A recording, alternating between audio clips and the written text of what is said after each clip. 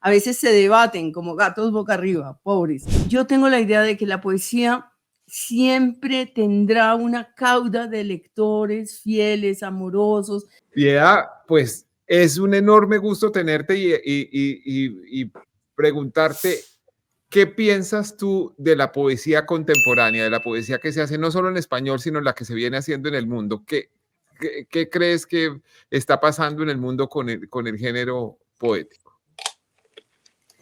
Bueno, si me preguntas por la producción, Daniel, yo diría que como siempre a lo largo de los años y de la historia, hay voces poéticas extraordinarias. América Latina, bueno, y España también, por supuesto, tiene poetas maravillosos. La poesía más hermética, la que ahuyentó un poquito a los lectores, que se da, digamos, con las vanguardias a principios del siglo XX, yo creo que le ha dado paso a una poesía en su mayoría, digamos, de relativamente fácil acceso a los lectores comunes y corrientes que no están acostumbrados, ¿no?, a leer poesía. En cuanto a la recepción, en cuanto a la publicación de la poesía, siempre hay quien publique poesía, ya sea los grandes sellos, que los hay muy buenos, como por ejemplo Lumen, pero también hay muchas empresas, digamos, de editores independientes que están interesados en descubrir nuevos nombres, en rescatar nombres que se han olvidado. En fin, en cualquier librería siempre hay una sección suficientemente importante de poesía. No es que no se publique, lo publican unos Quijotes, unas personas que sueñan con que la poesía nunca nos abandone, etcétera. En cuanto a los lectores, mi impresión es que hay una gran parte de, digamos, voy a hablar del público culto, por decir algo, digamos, del público letrado, que no lee poesía, incluidos muchos escritores.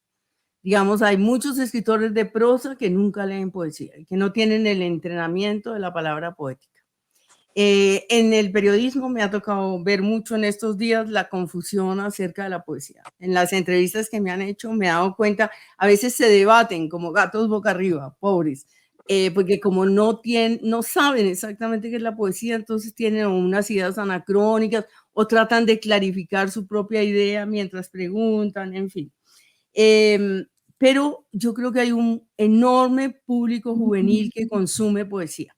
Y lo sé por experiencia propia, porque cuando, por ejemplo, este año fui a la feria, estuve con Rosa Montero hablando, luego firmamos más o menos hora y media, o sea, se imaginarán la cantidad de gente que quería la firma. Es otra cosa muy rara que la gente quiera la firma, pero bueno, es cariño, es amor, es manifestación de, bueno, de que aprecian lo que uno hace.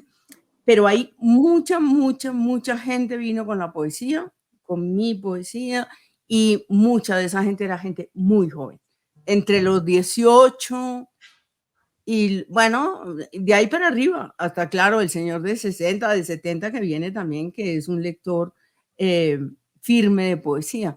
Entonces, yo tengo la idea de que la poesía siempre tendrá una cauda de lectores fieles, amorosos, que están buscando, y porque la poesía tiene una cosa muy bonita, y es que cuando te gusta la quieres compartir. Bueno, uno puede decir, ya viste tal película, ya viste tal libro, pero el que lee un poema, que ama ese poema, lo comunica, es decir, lo manda. Entonces, te mando este poema como una especie de regalo a la gente que uno quiere, o lo lee en voz alta a otro. Hay una cosa muy fervorosa en el público de poesía. Piedad Bonet, qué felicidad tenerte aquí en Los Danieles. Y antes quiero decir feliz Día del Padre para estos 3 padres que nos acompañan, que sé que son, es verdad, ¿cierto? Unos padres muy sí. entregados y muy lindos con sus hijos y con sus hijas y que dejan todo en la cancha por ellos todo el tiempo. Entonces los felicito en este día, ojalá lo celebren mucho. No hagas cara de gruñán porque perdió Santa Fe, Daniel Samper Pizano. Puedes celebrar igual el Día del Padre. Estoy en España, aquí no se celebran esas cosas, somos gente muy seria. Dijiste Muchas gracias, Anita. Muchas en la gracias. cancha, No se y celebra, esa pero- palabra cancha hoy creo que no les cae muy bien. Exacto. Fue usada con maldad, sí.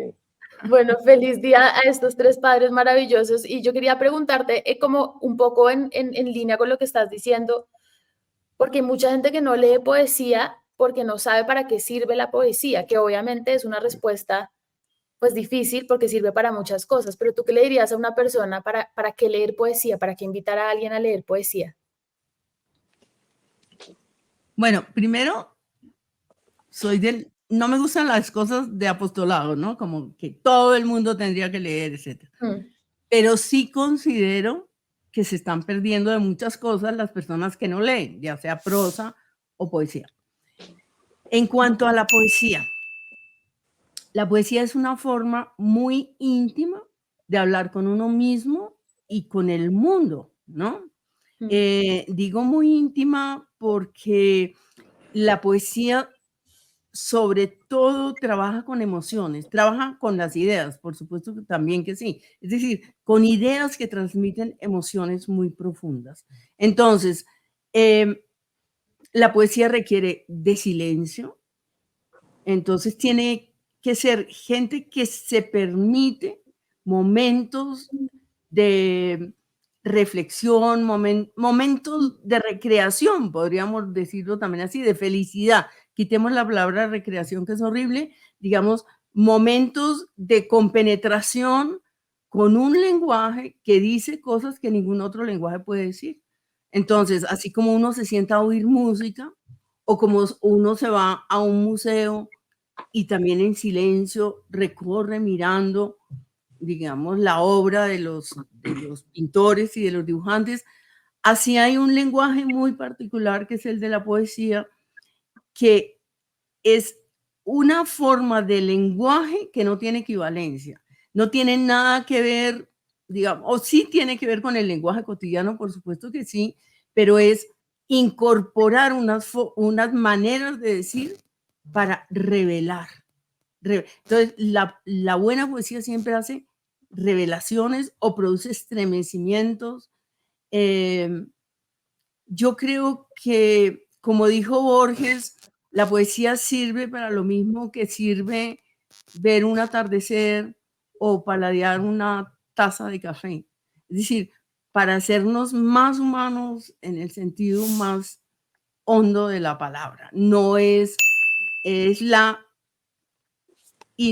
digamos, es la utilidad de lo inútil que decía, creo que Ordine, el escritor que murió el año pasado.